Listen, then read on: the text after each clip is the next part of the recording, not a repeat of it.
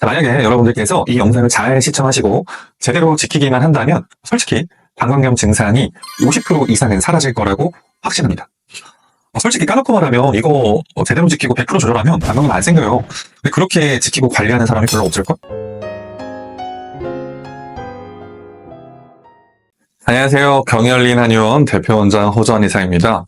이번 시간에는 방광염을 예방하는 방법 3가지를 알려드리고자 합니다. 여러분이 흔하게 알고 있는 내용들은 이미 다들 알고 계시겠죠? 물 자주 마시기, 깨끗한 속옷 입기, 영양제 섭취하기, 뒤처리 잘하기, 그리고 성관계 후에 소변 보고 잘 씻기. 사실 이런 흔한 내용들은 여러분들이 다 아실 거라고 생각하기 때문에 생략하고 넘어가겠습니다.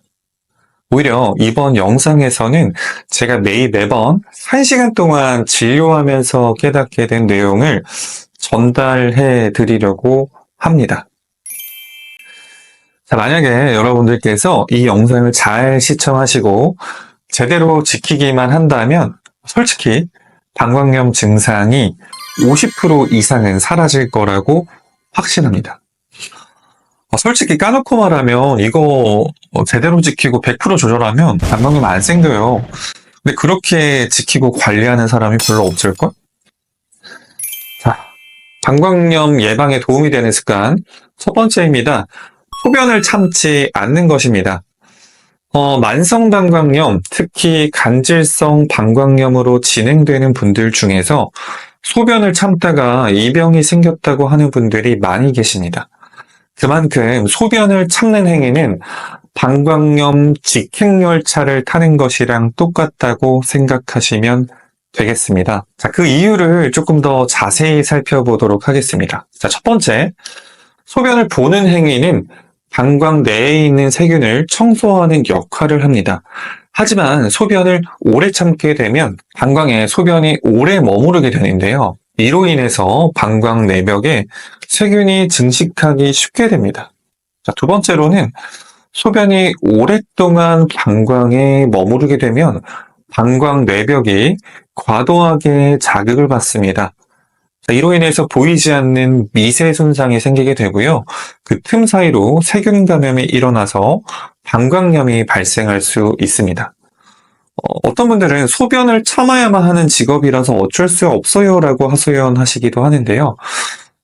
죄송하지만 어쩔 수 없습니다. 소변을 참는 것만큼 방광염에 쥐약인 것은 없기 때문입니다. 그러니 가능하다면 요의가 느껴질 때 화장실에 꼭 가셔서 소변을 보는 습관을 들이시기를 바랍니다. 방광염에 도움이 되는 두 번째 습관입니다. 소화가 잘 되는 음식을 먹는 것입니다. 여러분의 소화 기능이 방광에 영향을 미친다는 사실 알고 계시나요? 저희 한의원에 내원하는 환자분들의 70% 이상이 실제로 소화 기능 이상을 앓고 있습니다.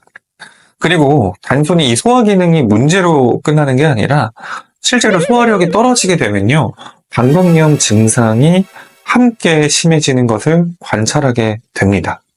자, 그 이유를 자세히 살펴볼 텐데요. 첫 번째로는 소화 기능이 떨어지면 영양소 흡수가 제대로 이루어지지 않게 됩니다. 자, 이로 인해서 면역 체계가 약화될 수가 있습니다. 면역력이 떨어지게 되면 세균에 대항해서 싸우는 힘이 떨어지게 됩니다. 따라서 방광염 같은 감염 질환에 걸리게 될 가능성이 굉장히 높아지게 됩니다.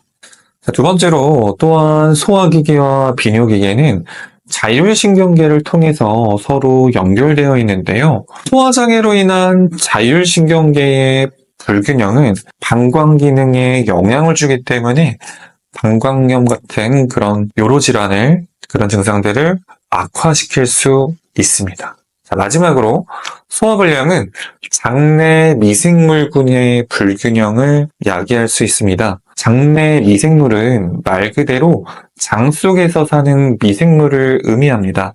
그런데 이 미생물은 내장 면역력을 담당하는데요. 자, 그런데 소화 기능이 떨어지면 미생물의 불균형이 발생하기 때문에 면역력에 영향을 주게 되고요. 그로 인해서 방광염이 걸릴 가능성이 높아질 수 있습니다.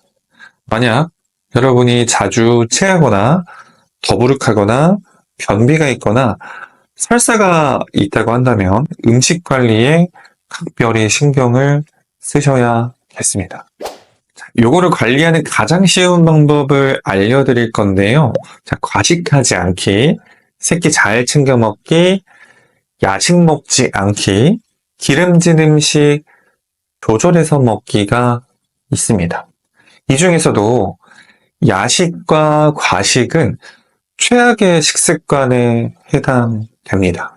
그렇기 때문에 혹시라도 방광염이 재발하는 분들이라면 소화기 상태를 꼭 체크를 해보시기 바랍니다. 세 번째입니다. 잘 자는 것입니다. 숙면은 몸에 가장 좋은 보약이다라는 말이 있죠. 그만큼 잠을 잘 자는 것은 염증 제거에 굉장히 중요합니다. 그 이유를 좀 자세히 살펴보도록 하겠습니다. 수면 부족은 면역을 담당하는 시스템을 약화시킵니다. 이로 인해서 세균 감염에 대한 저항력이 떨어져서 방광염이 재발할 가능성이 매우 높아지게 됩니다. 두 번째로는 수면이 부족해지면 코르티솔과 같은 스트레스 호르몬의 분비가 증가합니다. 높은 스트레스 호르몬 수치는 염증 반응을 촉진하고 면역력을 약화시켜서 방광염 증상을 심하게 할 수 있습니다. 자, 그리고 수면 부족은 염증을 촉진하는 물질을 더 많이 분비하게 만듭니다.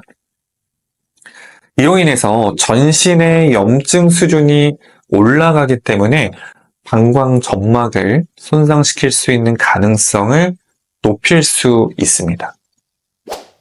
자, 만약에 여러분들이 제 말씀을 잘 듣고 잘 자기 위한 노력을 하신다면은 방광염이 재발할 가능성은 훨씬 떨어질 수밖에 없을 것입니다. 실제로도 환자분들을 진료하다 보면 잠을 더 잘 자게 되면서 방광 질환이 개선되는 것을 심심치 않게 확인하기도 합니다. 자, 이번 영상에서는 제가 모든 환자분들마다 1시간씩 진료하면서 깨달은 방광염 예방법에 대해서 알아봤습니다. 사실 미리미리 예방하셔서 방광염에 안 걸리는 것이 제일 좋습니다. 굳이 병원 가서 돈 쓰고 약 먹고 그러면 힘들잖아요. 여러분이 제가 알려드린 방법을 조금만 신경 쓰신다면 재발하지 않게 조절할 수 있습니다. 그러니까 꼭 실천해 보셨으면 좋겠습니다. 그런데 안타깝게도 이미 방광염에 걸려서 밥 먹듯이 재발하고 뭘 해도 안 낫는 분들이라고 한다면 의료진의 도움을 받는 건 반드시 필요하다는 점도 기억을 해주셨으면 좋겠습니다. 이번 영상이 도움이 되셨다면 주변에 방광염으로 고생하고 있는 분들에게 공유해 주시면 좋겠습니다. 감사합니다.